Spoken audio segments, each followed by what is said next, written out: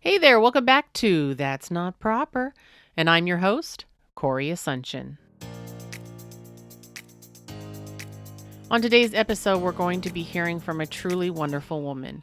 Currently, her husband is incarcerated, and she's going to share with us the story of how that came to be, how much of a struggle that was for herself, and how she was able to find empowerment and is now using those tools to help empower other women who are also in similar situations as herself and are prison wives. Sit back, relax, grab a drink, and enjoy today's episode on That's Not Proper.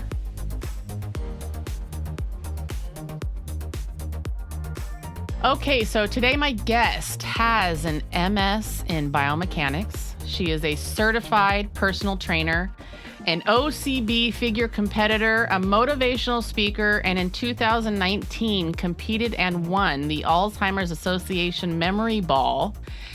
Wow, it's a lot. And is currently creating a virtual training program and has also created an Instagram called Fit Prison Wives that aids women who have incarcerated partners struggling with support and loneliness by focusing on fitness and self-care. Thank you, Tameka Mean, for joining me today. Thank you. Wow, I didn't realize you had that much information on me. Oh, yeah, I'm a digger. I found it all out, you know. I wasn't expecting that. I was very blown away. Like when I saw, well, first the figure competitor, holy cow. Now you've done that twice. Yes, that's right. That's right. Yes. So the first time I did it was, I believe, 2.5 years ago. And then I did one last year as well. I was looking at the photos from that you had up. I was absolutely blown away. I have to say that takes a lot of strength and, I mean, mental, physical, obviously, but also willpower.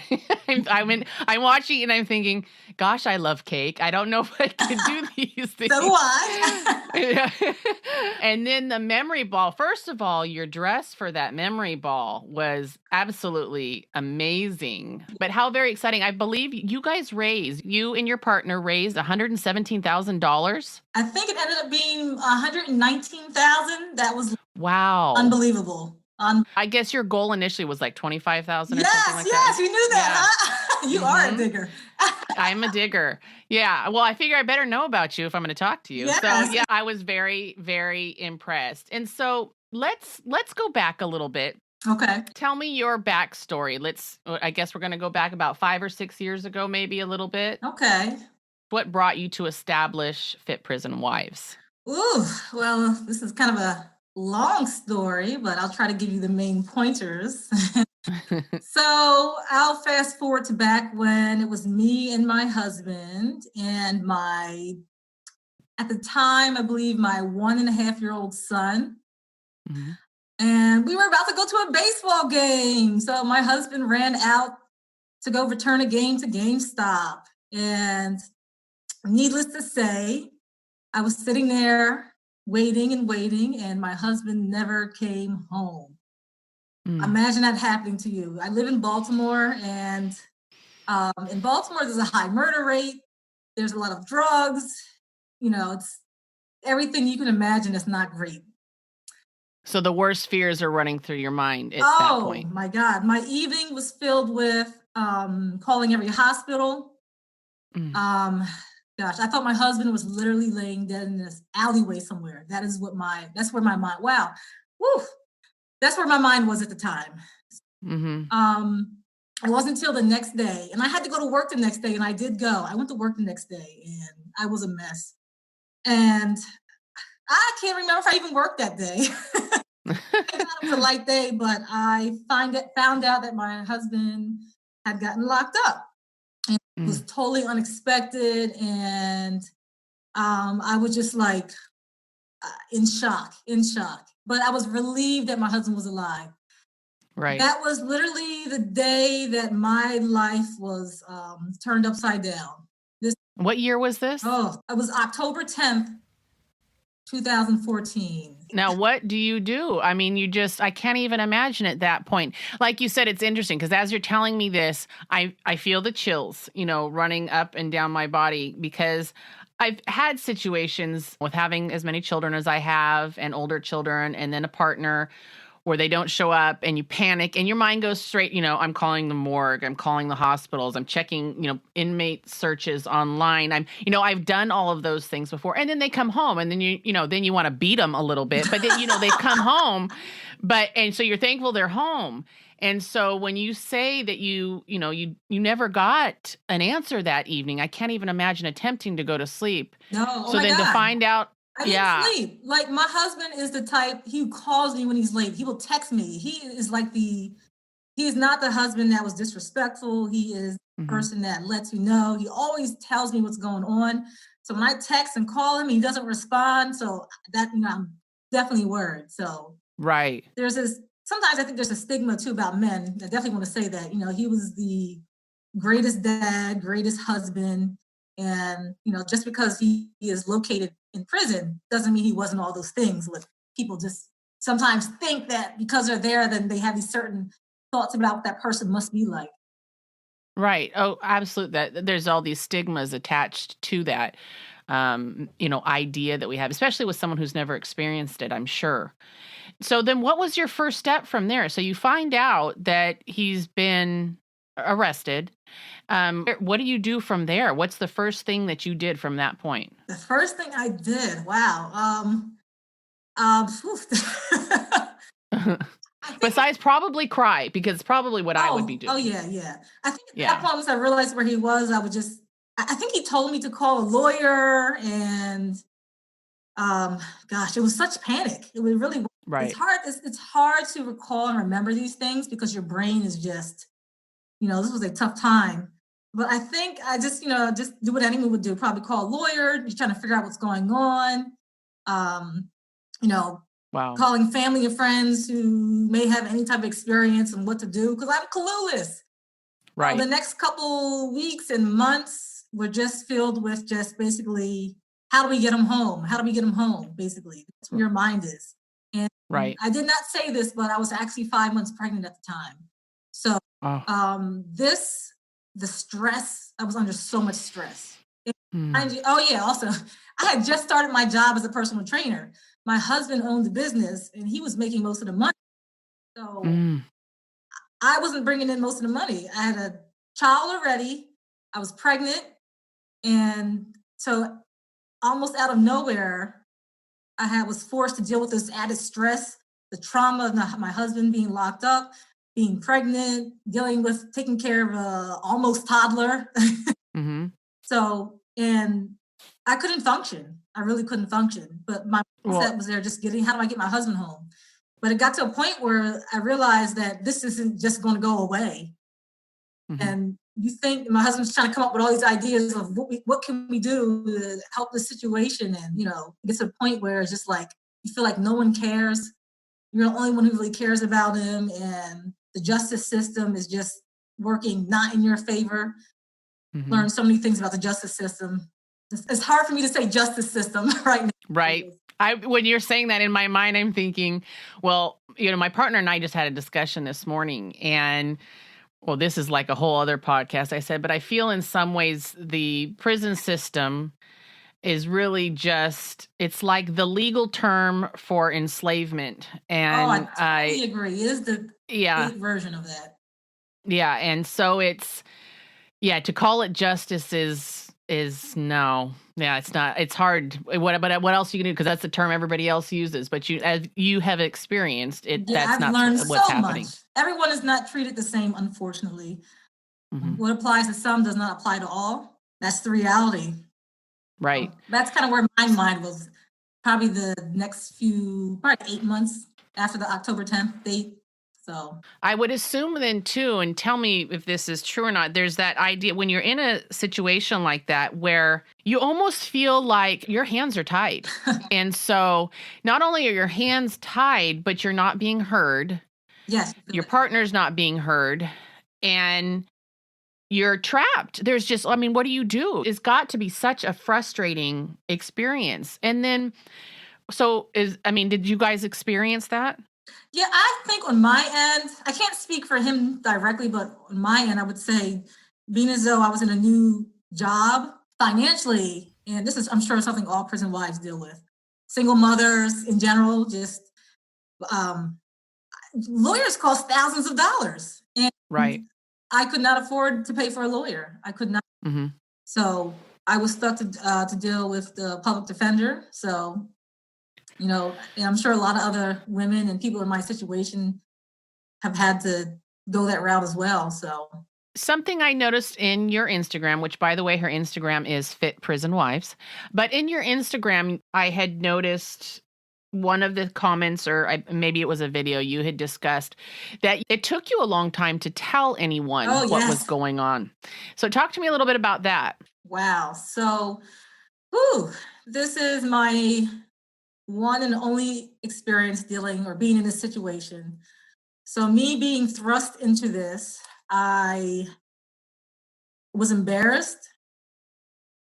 I felt I couldn't speak to anybody. I did not know anybody directly who was in the same situation as me.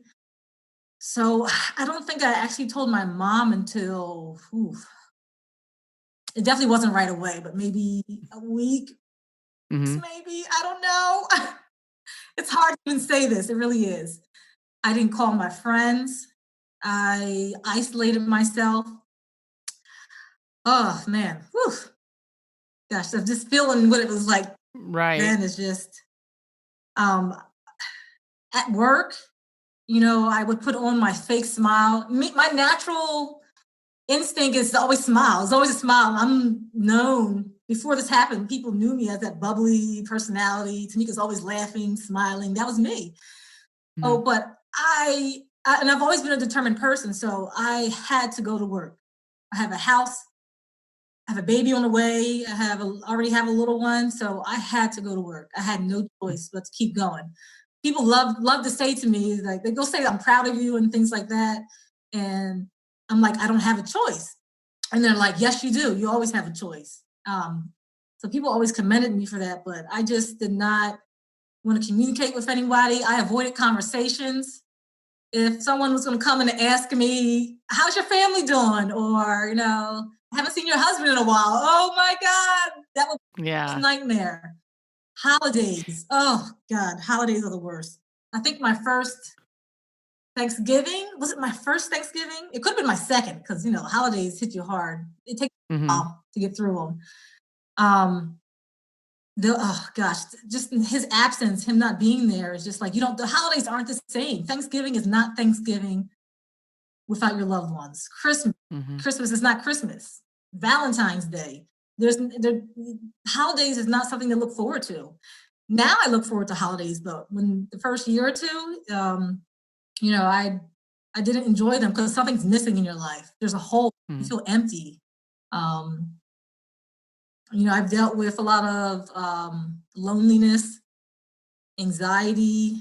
I was depressed. And I often wonder when I look back on my experience, I don't know if I can actually say that I was like clinically depressed. I don't know. But I could definitely say I could have benefited from a counselor. Now, about that, was it difficult to find support for other women like yourself or for yourself as far as therapy or counseling or even just some forms of groups that comes together? Was that out there, or at least out there in a way that you would be easy to access it? It's easy to access if you're looking for it. Okay. You have to, I do believe there's different steps or processes in healing. You're not looking for it at first. You're probably looking for lawyers and things to help your husband. You're not looking for things to help yourself because at that moment, in that time, it's about your husband. It's never about you, which often drags prison wives down while they start feeling unfulfilled and unworthy because the focus is never on you. It's always on your husband. And then your secondary, if you have children, it's on your children. So self-care is put to the wayside. Correct. It's out there once you get to the mind state or mindset that you are ready to get better and you're looking for support. So I know Strong Prison Wives was one website by Ro Clausen that I found. And I think what I did do was go into Instagram. I actually just made a post about this yesterday, about when you're first going through this journey and if you don't have a life where there's other women around you who are going through the same thing, it feels like there's no support and that no one Mhm. understands and that you're going through this all alone. Like you feel isolated and alone. So when I went on Instagram, I just started looking up, topics about what I'm going through. And I found other women. That was my support system. Prison wives on Instagram. So that was the early steps to me having a support system, having a social connection to, starting. That's just one of the steps to, healing and moving forward. So is there anything within the, prison system itself that provides anything for wives, girlfriends, family members of prisoners? Or are you guys kind of just left to figure it out yourself? That is an excellent question. And I do not know. Okay. I do not know. Well, my thought is, maybe there is, but if you don't know, well, then it's obviously not put out there, in a way that would be easily accessible without doing some serious digging, if it even exists. To be honest, every support program I found is created by prison wives. Wow. Not by the prison system. Okay. Everything I found is all created by people like me because they saw a need. So going from there, and so now you had said that, it took you a while to tell friends and family and things like that. Was it almost, aside from the fact that I'm sure you struggled with this stigma attached to people that have been incarcerated, whether it's 1 year or, life. And so you've got to get past that, I would assume, at some point, or at least step into it. I don't know if you can really get past it, but step into it and say, okay, this is the situation. I've got to deal with this. Was there a point that you can recall that was a marked point where you said, okay, now I got to pick myself up because this I can't sink like this anymore? Yes. So just to kind of give you a good idea. So I would go to work, put my fake smile on, come home and be like, is this all my life is supposed to be? I felt so unfulfilled, so unworthy. I felt like I had nothing to look forward to and just my life was just on hold. I like to say I was in a holding unit. Like your spouse is in prison and you are in prison. You're behind a prison, but it's true. And it's just like all I did was go to work, come home, let the TV keep me comfort. And I did a lot. I yelled at my kids. I had a terrible attitude. And my son, gosh, my oldest son, it was just kind of, I don't know. He just, I'm like, look, his behavior, not that he was a bad child, but it's like his behavior is not where he's not happy. Something's not right with him. Mm-hmm. And I remember the exact moment. I was over my mother-in-law's house and I was standing in the kitchen and I looked at my son, and because I was carrying the world on my shoulders at that moment, I don't know why, but I looked at him. I saw that look in his face and I recognized that look. It was me. My look. And then I realized, I said, oh my God, like if I don't change my behavior, my son, he literally is the mirror. He's my mirror. He's reflecting my behavior onto himself. And he's turning into me right now. That was the moment where I realized I have to get myself together. And I was already on the path of getting myself together, but this established my why. I want to be a great mother and I want to be a great role model. And I still want to achieve my goals, but that was the catalyst, definitely the catalyst when I saw myself and my son. So from that day forward, I made a drastic change and just started going uphill from there. There's something that you mention frequently on your Instagram also is being a single mom. And explain that to me because, I mean, obviously, I know what a single mother is, but you are married, but he's not there. And so explain to me what you mean by single mom. Well, married but single. sounds weird, but you are still in a relationship.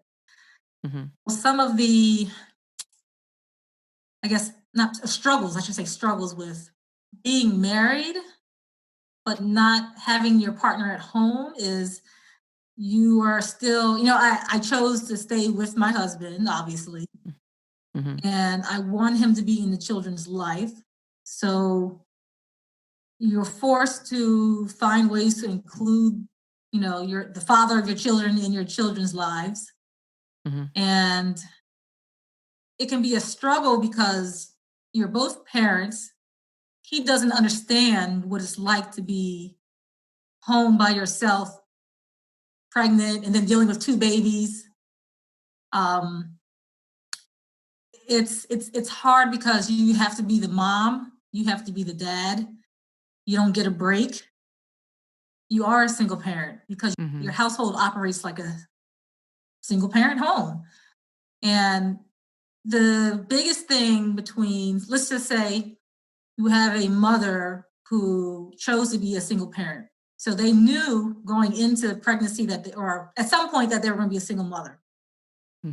We are both single mothers. However, I have no idea what it's like to be a single mother.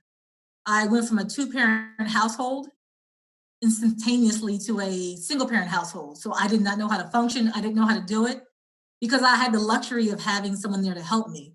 When I had to breastfeed and my other son needed something, there was nobody there to, help me with that. But I Yeah. do have to say, because of this situation, after my second son was born, I lived with my mother-in-law. There was absolutely no way I could have did this on my own. So my Mm. mother-in-law was there and their great-grandmother was there. So I wouldn't have been able to function, cook, clean, go to the store, keep myself healthy. That would have been impossible for me. So I was very blessed and fortunate to have my husband's family nearby to help me take care of the newborn and my other son. I don't remember cooking. I don't remember. That first year after my son was born was a blur, but I was blessed because I had help. And I know other mothers in my situation don't have that. So this could have been a lot worse, really could have. But So your son was born when he was already incarcerated then? yes, he did not see the So, birth of his son. how soon before you found out how long he would be there for? I know that the prison system and our, It was kind of quote slow. unquote, justice system takes forever, so sometimes they could be waiting a long time as far as their sentencing or trial or whatever. Gosh, if I maybe a year and a half, 2 years. Oh gosh. See, that seems like an eternity to me. Oh my God, that time frame. Yeah. Oh, I totally forgot about this, but yes, oh my gosh, that time frame, your mind is just like, you're always waiting, like, you don't know what's going to happen. So I remember when he finally got the sentence, it was a little bit of a relief because Mm. I could breathe a little bit because now I know what's going to happen. Right. And I knew how long I had to do this, so I had a timeline.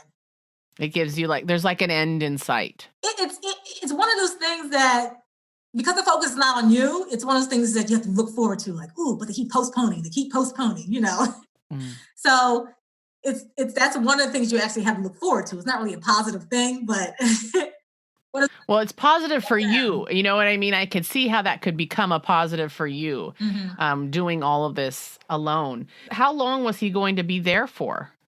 The sentence was 5 years mandatory. He got 10 years, 5 years mandatory. Okay. So. Okay. Now, you had said something just recently, too. Where did I see that? Is he going to be released next month? No, not next month. Not next always month. get your hopes up. You're like, oh, we're going to try this. We're going to try this program. And then it's like, you get your hopes up and then you're let down. But so he's saying that he thinks possibly July he might be eligible for a program. But I've been through this so many times, Corey, and let me tell you, I don't believe anything. My husband knows I'm this way. I don't believe anything until it happens. Right. Because it is such an emotional roller coaster. Mm-hmm. My husband is definitely very proactive. So he's always looking for ways to come home. And he really gets you excited and you're like, and it doesn't happen. I really commend him for putting so much effort in, but then it really takes you on this ride where you're just up and down, up and down.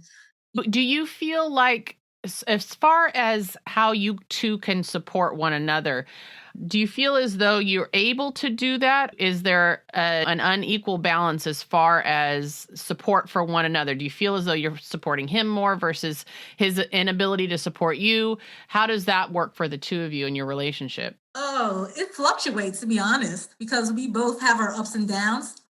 Eventually, it got to the point where we kind of settled in, and I got to the point where I actually accepted my new life, Hmm. another turning point for myself. And I got to a point where I wasn't angry as much. Before I was always angry, just in and out of angry, sad, depressed states. And then it finally started to mellow down a little bit, and I became a little more stable. So I was Hmm. able to help him during his lows. And then when I was at my lows, he was able to help me and keep me motivated. So it's a give and take relationship. Well, that's good. That's actually nice to hear because, I mean, that's how a relationship that's working towards health. We all have the ups and downs, but if when I'm down, he can lift me up and vice versa, it's important. And so there is an encouragement to me to hear that you guys are able to do that for one another despite this huge barrier that you have in front of you. So, okay, let's move towards what you did then. What was the first thing you decided to do when you had that moment when you saw your son and you said, "Okay, this is my face and this is my demeanor now." So what was the first thing you did then to say that was like a big change for you to move forward into creating self-care for yourself? Sometimes the timeline's a little shaky. Like I said, during that brain fog period of my life, you Mhm. forget things. But I can definitely tell you where I started. Okay. So I remember one of the first things I did was I I think I started looking up YouTube videos. And I don't remember what I searched, but I can tell you the people that I listened to, like Tony Evans, Mhm. Tony Robbins, let's see, Les Brown. It's motivational. Motivational speaking. Oh my goodness, this changed my world.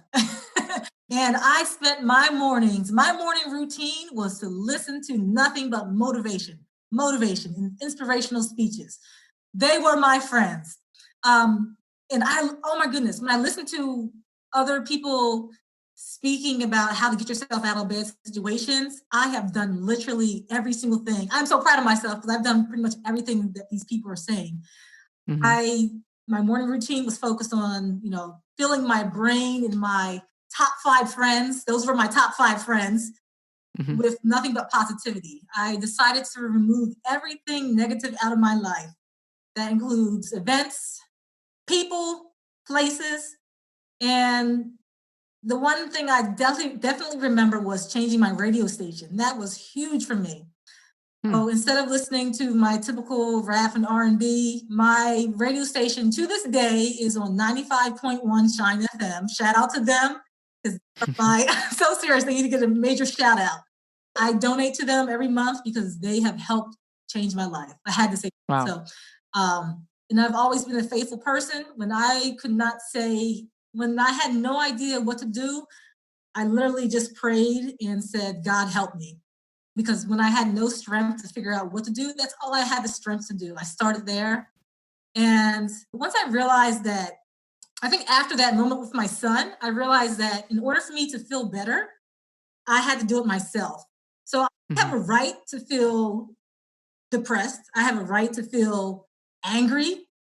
I have a right to mope around. That's my right because something happened to me that was traumatic. But if I want to feel better and if I want to be a motivation to my son and teach my son that it's not about your circumstance, but it's about what you do with that, then I have to figure out what is it that I'm doing wrong or what is it that I'm not doing.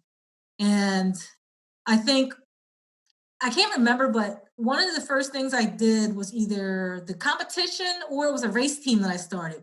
So I think one of the first things I did was start what was called Team Black Hearts Matter. For about 4 years, I had this goal of running this 200-mile relay race. Oh, that's one thing Mm. you missed, Corey.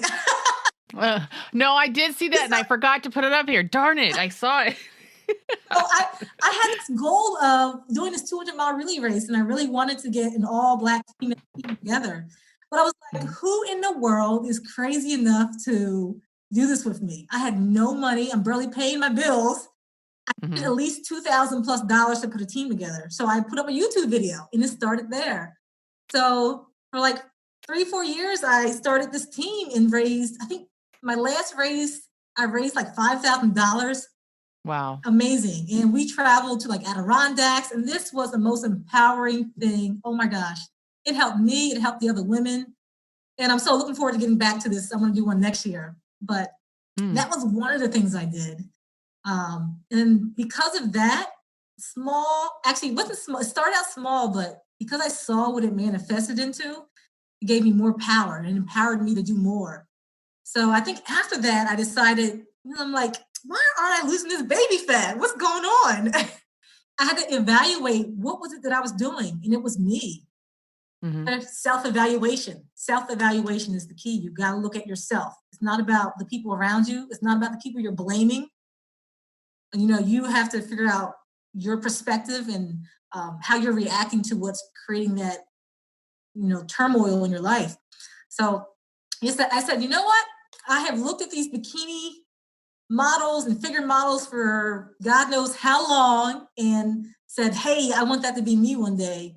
And I made a decision one day sitting on my couch that I'm going to go for it. I have no idea how it's going to happen. I just literally started working out every day. And even though I'm a personal trainer, it still seems impossible. People might think that, because I'm a personal trainer, it came easy. And no, it's up here. It's in your brain. It's mental. It takes discipline. And I'm not just talking about my figure goal to compete. I'm talking about every single thing. In order to get myself out of, that slump, I had to make sure that every single day I did something to get me to my goal. You have to do something small every single day. That was key. Having enough time was never an excuse, I promise. Because even if I had 5 minutes to work out, I promise you I did a 5-minute workout. And I literally did something every day. And I don't think I saw my body changing in the process. I think the biggest goal was, or the biggest shocking moment was when I went back and I competed. And I was like, wow, I'm that person I saw in those YouTube videos. That's me right there. Well, I saw the picture and my gosh. Yeah. No, that was some heavy duty change. Wow. That was amazing. When you get that realization that, well, I did it. Oh my God, I did it. And you look at those pictures and you look back and you're like, that wasn't that hard. I mean, it was hard because there were so many challenges. I remember during just this one particular moment, for 2 months, it was at least 2 months, I was having severe stomach pains and I could not eat. I had to literally force myself to eat. I was going to doctors trying to figure out what was going wrong, and I could not afford to put 2 years down the drain of hard lifting and losing muscle. So I literally forced myself to eat. And there were so many blessings. And I think this is going to be important for me to say that if you have a goal, it does not matter if you feel unsure about how you're going to accomplish it. You just have to set it in motion. I'm a very faithful person, and I must tell you that God has blessed me because before I knew it, it cost a lot of money to compete in a figure competition. And somebody sponsored me and gave me $500. I have so many stories I could tell you, but that was the figure competition, which just empowered me even more because I won my first figure competition. So it was like you created these goals and which seem, well, they're pretty big goals, but you took the tiny little baby steps to reach these large goals. And so those baby steps along the way encourage you to continue pressing forward towards reaching these large goals. The journey to healing is not about a big goal. It's literally about what you do on a day-to-day basis. It is what you say to yourself day to day. And it's okay because you're going to slip up. You have to correct yourself. But it doesn't matter if you're not focusing on what you're doing. I like to tell people, like my clients, 1 + 1 = 2. 2 + 2 = 4. Next thing you know, you're at 10 and you're making progress. So all those baby steps. So you're absolutely right. So Fit Prison Wives, your Instagram, you are currently creating a virtual fitness training program. Yes. So I'm a personal trainer, do virtual personal training, which is one thing. And then I also am in the process of creating a virtual program, which will be specifically for moms, especially prison wives. But this invitation is definitely open to any mother who's going through any type of transition into single parenthood. So, if you're going through grief, this is the big thing. You're a mother who's going through grief, and which could be a mother who's divorced, recently maybe widowed, or a military mother who has a husband who's deployed. So, because I have done some research and found out we all go through the same pains, and trying to be a mother and dealing with that pain at the same time is very traumatic and difficult. So this program is definitely be focused on helping these mothers. How do they get from point A to point B, and how do they, transition from being lonely, depressed, feeling lost in life, to feeling like they're getting their life back on track, and getting back to themselves and enjoying their lives and being grateful. Because in the end, that's what you want to be. You want to be a great mother. So this program is going to focus on what I know best and what has helped me, and focus on self-care. It's going to focus on fitness. That is the main focus of the program, definitely fitness and self-care. And also mindset, positive mindset, focusing on gratitude and getting your mind in a place to talk things into existence, think things into existence. And then also faith. Faith is definitely something that has helped me as well. You have to have a faith over fear mindset. Because if you spend all your days worrying, what you think about is what you manifest. So if I have confidence and have faith that I'm going to accomplish this goal, I promise you it's already accomplished. Because I've done it so many times. And because I've done it so many times, I'm confident whatever my goal is going to happen. I'm not going to worry about it. The universe will move to help me meet my goal. So, and I want to help other mothers to get to that point in their life as well. I'm truly impressed by you. I don't know if you know this, but you're an inspiration even to someone like myself who is not in the same situation.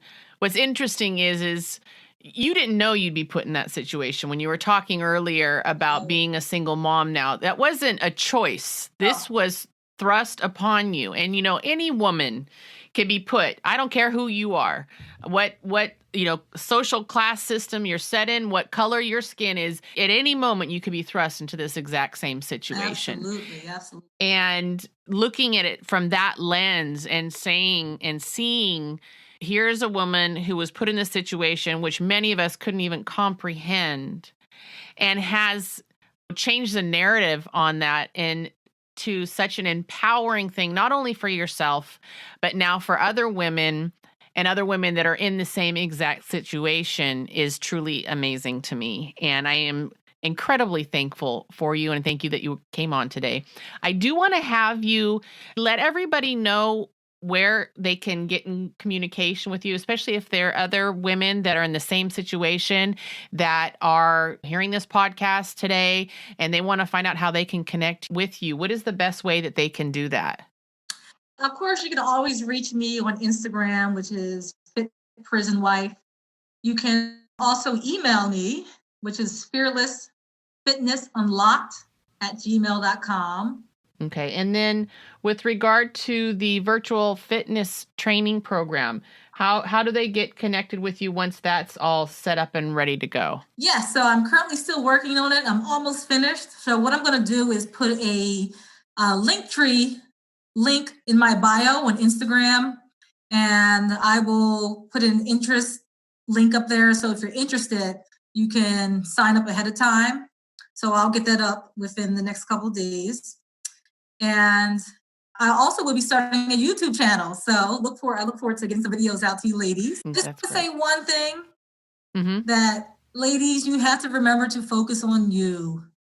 We spend so much time taking care of our husbands or our children that we get lost in taking care of everyone but the most important person, ourselves. Thank you so much, Tameka, for coming on today. I really appreciate you opening up. It's a vulnerable story, and you have turned it into something amazing, and I really appreciate you coming on today. I thank you for inviting me, Corey. This was awesome. I really appreciate your praise and just finding me. I don't know how you found me, but I appreciate the invitation and the opportunity to help motivate other women and tell my story and let them know that they're not alone as well. So I thank you, Corey.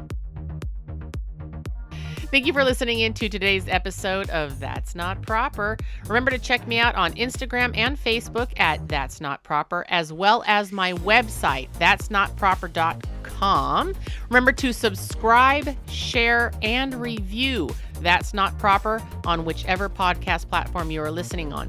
If you are looking to get into contact with Tameka, check out her Instagram at Fit Prison Wife and her YouTube channel also at Fit Prison Wife. On her Instagram, when you go to her bio, you can find a link there to connect with her with regards to her virtual fitness program. If you have any questions with regards to Tameka or this podcast or anything else, please feel free to email me at corey@that'snotproper.com.